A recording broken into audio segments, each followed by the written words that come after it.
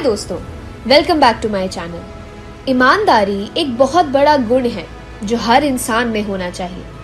तो आइए आज आपको मैं ईमानदारी के ऊपर एक कहानी सुनाती हूँ। मगर कहानी शुरू करने से पहले अगर आपने मेरे चैनल को सब्सक्राइब नहीं किया है तो इसे तुरंत सब्सक्राइब कर लें। इस वीडियो को लाइक भी करें और बेल आइकन को भी जरूर दबाएं ताकि आपको मेरे आने वाली हर इंटरेस्टिंग कहानी का नोटिफिकेशन सबसे पहले मिले। तो आइए कहानी को शुरू करते हैं। किसी गांव में श्यामू नाम का किसान रहता था। स्वभाव से वह बहुत ही अच्छा था। उसका एक खेत था जो बहुत छोटा था, जिस कारण उसके बड़े परिवार का गुजारा बहुत मुश्किल से ही हो पाता था।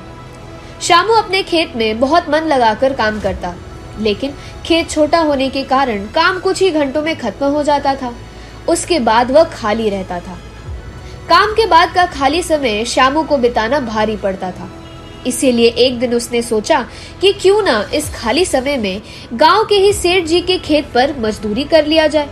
इससे खाली समय भी कट जाएगा और घर में पैसे की कमी भी कुछ दूर हो जाएगी। गांव के सेठ जी बड़े भले इंसान थे। श्यामू जब उनसे काम मांगने गया तो सेठ जी ने कहा, तुम्हें मेरे खेत पर मजदूरी करने की जरूरत नहीं है। आज से मैं पूरे खेत की जिम्मेदारी तुमको देता हूँ।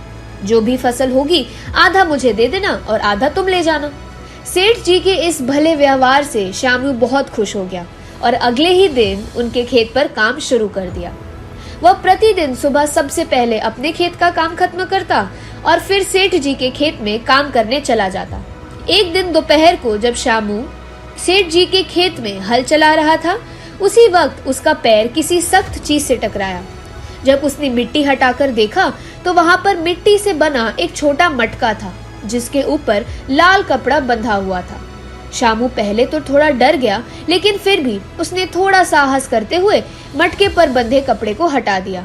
जैसे ही उसने मटके के अंदर देखा, उसके आश्चर्य का ठिकाना न रहा। उसमें सोने के कई आभूषण थे। श्यामू को अब समझ ही नहीं आ रहा था कि वह इस कीमती आभूषणों का क्या करे। एक ओर वो सोचता, इसे किसी सुनार को बेचकर अपने घर के पैसे की कमी हमेशा के लिए खत्म कर देता हूँ। वहीं दूसरा ही पल सोचते लगता कि यह जमीन सेठ जी की है, ये उन्हें ही सौंपना उचित होगा। काफी देर तक उलझन में पड़े रहने के बाद वह अंत में सेठ जी के घर ही गया। उसने सेठ जी को सारी कहानी बताकर मटका उन्हीं के सामने रख दिया। मिट्टी का वो मटका देखकर सेठ जी उससे पहचान गए और बोले, ये मेरी दादी के आभूषण हैं। मैं कई वर्षों से इसे खोजने की कोशिश कर रहा था।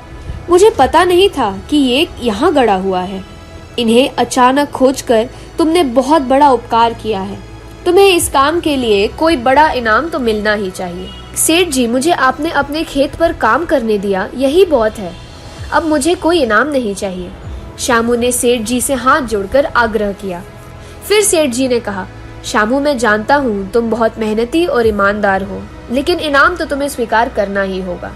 सेठ जी थोड़ी देर रुके और फिर कहा, मेरे जिस खेत पर तुम काम कर रहे हो, आज से वह तुम्हारा है। तुम उसके मालिक हो। सेठ जी के मुंह से ये बात सुनकर श्यामू खुशी से झूम उठा। उसकी आंखों में खुशी के आंसू थे। वह मन ही मन सोच रहा था कि यदि वह लालच में पड़कर अपनी ईमानदारी को भूल जाता तो उसे इतना बड़ा इनाम नहीं मिलता। ईमानदारी सबसे अच्छी नीति है।